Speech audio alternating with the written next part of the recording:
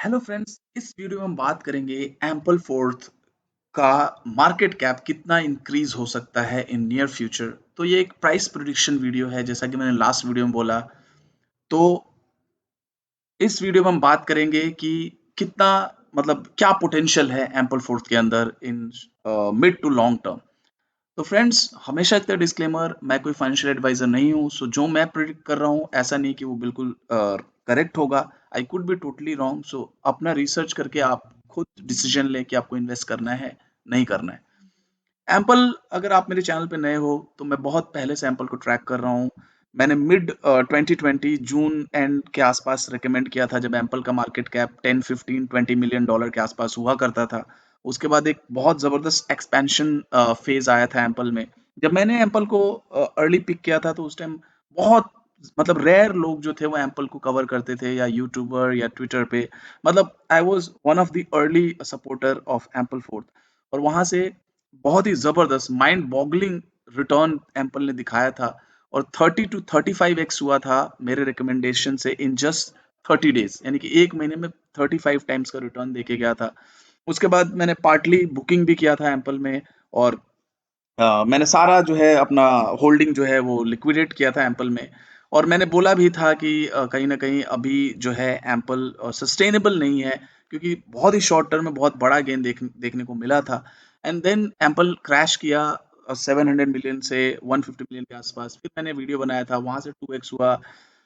फिर उसके बाद अभी रिसेंटली मैंने एम्पल को रिकमेंड किया था सितंबर 2021 में। यानी कि अभी तक जो भी मेरी स्ट्रैटेजीज रही हैं in regards to Ampl investment, अभी तक सही रही है। मैं अभी कभी भी एम्पल में लॉस में नहीं रहा हूँ जब भी मैंने एंट्री ली है एम्पल के अंदर। तो अभी मैंने जो सितंबर में रिकमेंडेशन किया था, आप देख सकते हो, मैं आप लोगों को एक क्लिप छोटा सा आप देख सकते हैं। उस टाइम मार्केट कैप 120 मिलियन के आसपास था एम्पल का। और मुझे लगता है this is the right time, और एक जबरदस्त जबरदस्त बाइंग अपॉर्चुनिटी जो है ये प्रेजेंट कर रहा है। अगर लेकिन still I am not your financial advisor. तो मैं आपको रीजनिंग दूंगा कि क्यों मुझे लगता है कि ये एक बहुत अच्छा प्राइस पॉइंट है और यहाँ से एक बहुत अच्छा रिटर्न देखने को मिल सकता है। वो सारी चीजें मैं आप लोग।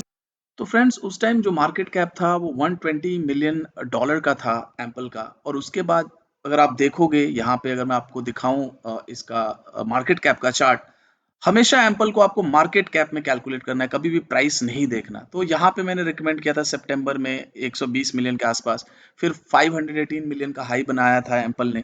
तो ऑलमोस्ट 4.5x का रिटर्न एप्पल ने दिया था मेरे रिकमेंडेशन से। उसके बाद भी लोगों का लॉस हुआ। तो आई डोंट नो, मैंने अपना सीड जो है उसको आउट किया था, थोड़ी बहुत बुकिंग करी थी 2 पार्ट में।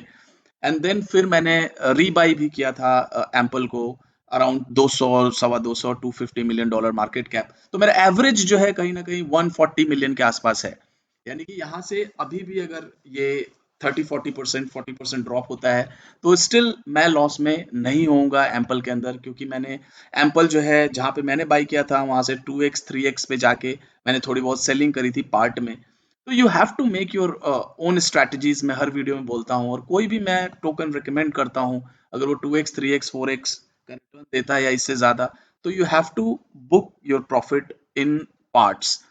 आपको सबसे पहले सीड आउट करना है। तो ये मैं पिछले 3-4 साल से बोल रहा हूँ। कई बार मैं भी खुद डिसिप्लिन में नहीं रहता हूँ, I I get carried away sometimes.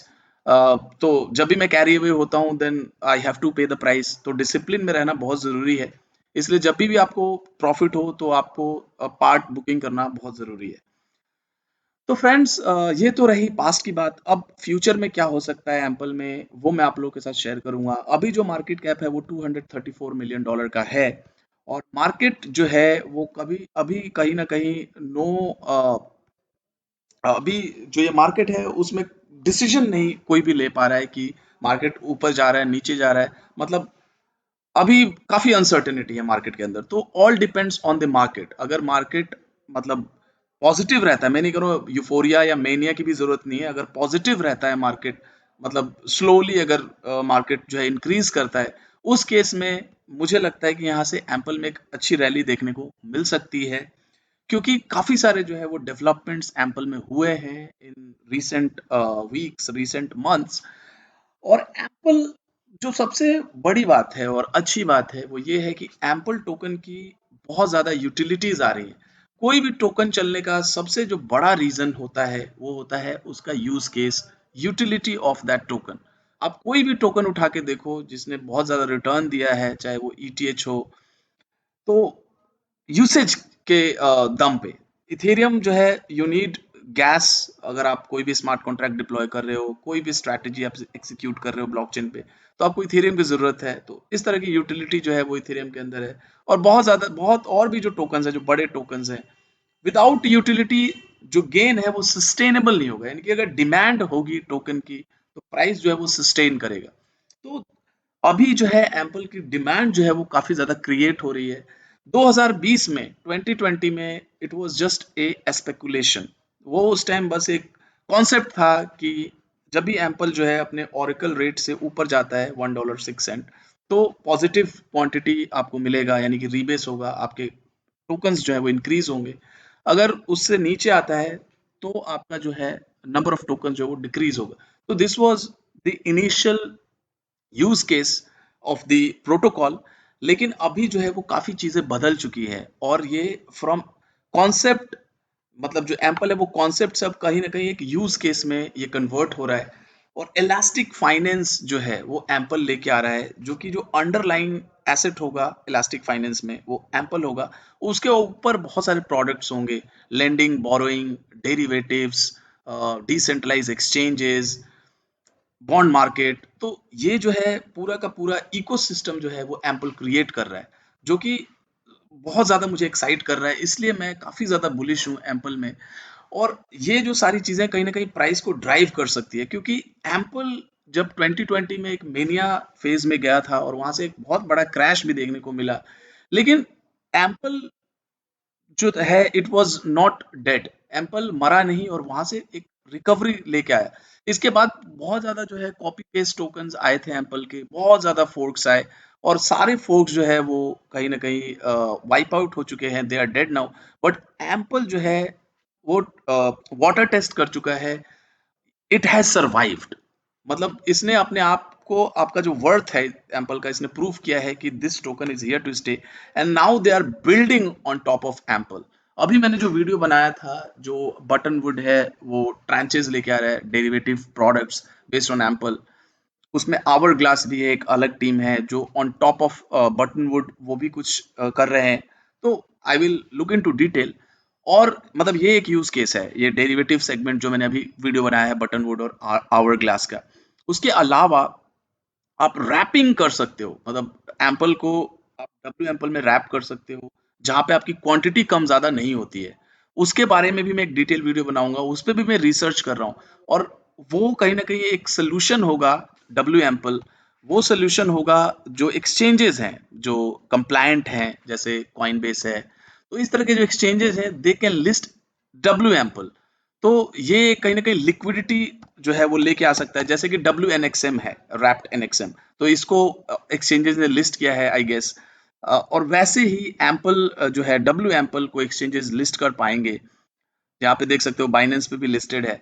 तो ये एक यूज केस है, यानी कि you need Ampl to to wrap your Ampl into W Ampl. उस केस में एम्पल की जरूरत है।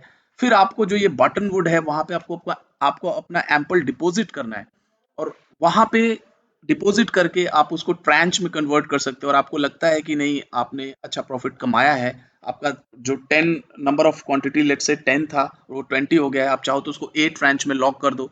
वो नेगेटिव रीबेस नहीं होगा अनलेस कि वो 80% से ज्यादा ड्रॉप करे। तो ये भी एक यूज केस है। अगर आप स्पेकुलेट करना चाहते हो कि आपको लगता है कि एक्सपेंशन फेज में एम्पल जा रहा है, तो आप जी ट्रांच में अपना टोकन रख सकते हो 2x लॉन्ग। मतलब जैसे लोग फ्यूचर मार्केट या इसमें डेरिवेटिव्स में ऑप्शंस ट्रेडिंग करते हैं, वो आप कर सकते हो जी ट्रांच में। तो ये एक यूज केस है, रैपिंग एक यूज केस है। आवे पे लेंडिंग बोरोइंग जो है वहां पे भी यूज केस है, वहां पे भी आपको आवे लेंड करना है, बोरो करना है टू अर्न यील्ड। तो ये तीसरा यूज केस है। चौथा यूज केस है इलास्टिक वॉल्ट, एक अलग इंडिपेंडेंट टीम है आई गेस। अभी भी उसको भी मैं रिसर्च कर रहा हूँ। ये सारी जो चीजें हैं, अलग अलग जो मूविंग पार्ट्स हैं, इन पे मैं अलग अलग वीडियो बनाऊंगा। इन अ नटशेल मैं समराइज करने की कोशिश करूंगा कि कितने यूसेज है, किस तरह का यूटिलिटी जो है एम्पल क्रिएट कर रहा है। तो इलास्टिक वॉल्ट में आप अपना एम्पल डिपॉजिट कर सकते हो, और वहां पे जब भी नेगेटिव रीबेस होगा तो उसका इम्पैक्ट कम होगा अगर आप इलास्टिक वॉल्ट में आपका एम्पल होता है। और उसको कॉम्बैट करने के लिए नेगेटिव रीबेस को वो आपको E5 टोकन देते हैं।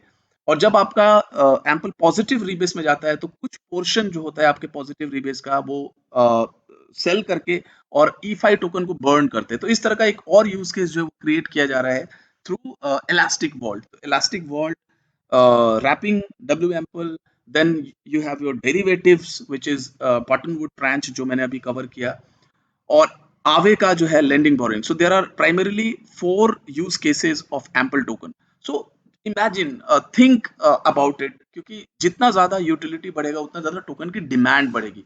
तो वैसे ही एम्पल का जो है एक्सपेंशन हो सकता है आने वाले टाइम में basis on these use cases.